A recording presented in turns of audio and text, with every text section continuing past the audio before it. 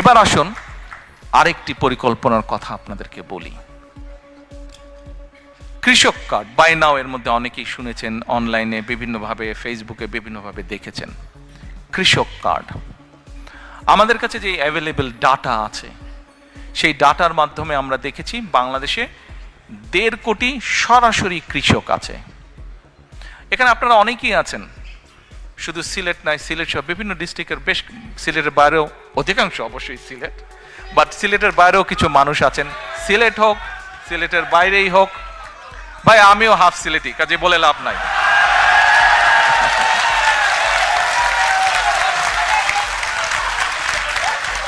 আচ্ছা,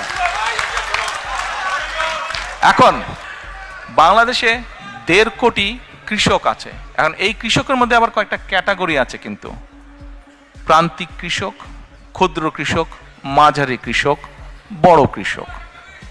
এখন এই 1.5 কোটি কৃষকের মধ্যে প্রায় কয়েক লক্ষ হবে বড় কৃষক, বাকি ম্যাক্সিমামে কিন্তু প্রান্তিক, ক্ষুদ্র, মাঝারি কৃষক।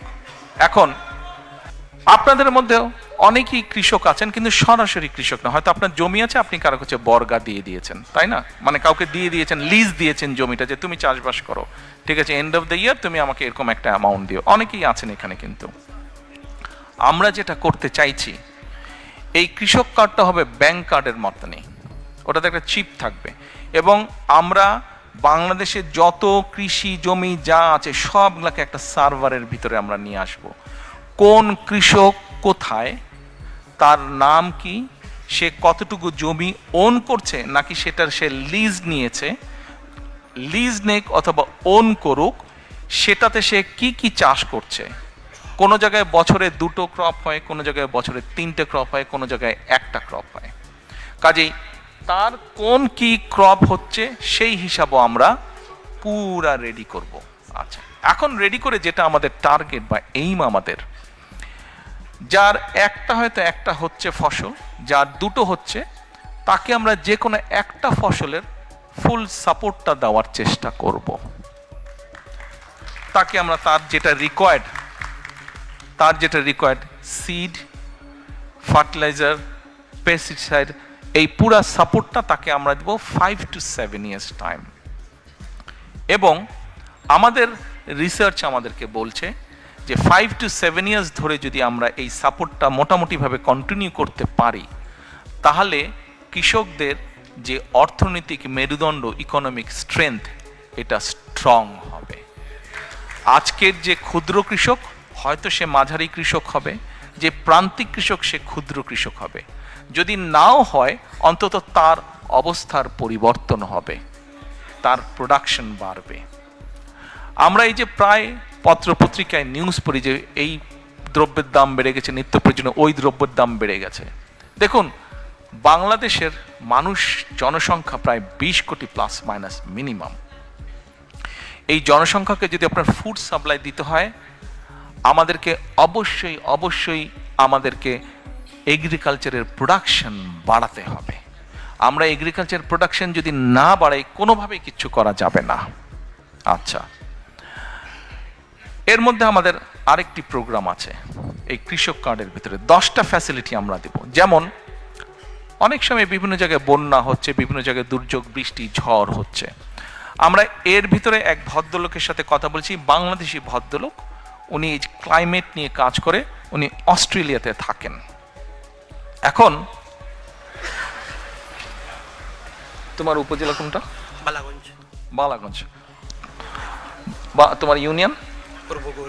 পূর্ব গৌরীপুর। বালাগঞ্জের পূর্ব গৌরীপুর। এখন ওখানে ধরেন একজন কৃষক ডিসাইড করলো যে সে কালকে সার দিবে, ফার্টিলাইজার দিবে, কিন্তু কালকে বৃষ্টি যদি হয় তাহলে ফার্টিলাইজার সব ওয়াশ আউট হয়ে যাবে, তাতে তার ফাইন্যান্সিয়ালি লস হবে। আমরা যে জিনিসটা প্ল্যান করছি, যেহেতু আমরা পুরো সার্ভার ভিতরে পুরো একদম ম্যাপিং করে, জোনিং করে আমরা নিয়ে আসব, এবং তাদেরকে আমরা স্মার্টফোনের মাধ্যমে সিস্টেম, আমরা অ্যাপ দিয়ে দিব আস্তে আস্তে, একবারে we can do that, gradually we will do that. আমরা করব, সে তখন ওই সিস্টেমে সে নক করবে। সিস্টেমে নক করলে তখন বালাগঞ্জের পূর্ব গৌরীপুর ওইখানে ওই কৃষক কিন্তু দেখতে পাবে যে কালকে বৃষ্টি হচ্ছে কি হচ্ছে না, হি উইল নো দ্যাট। আমরা এই ডিটেল পর্যন্ত আমরা কাজ করেছি।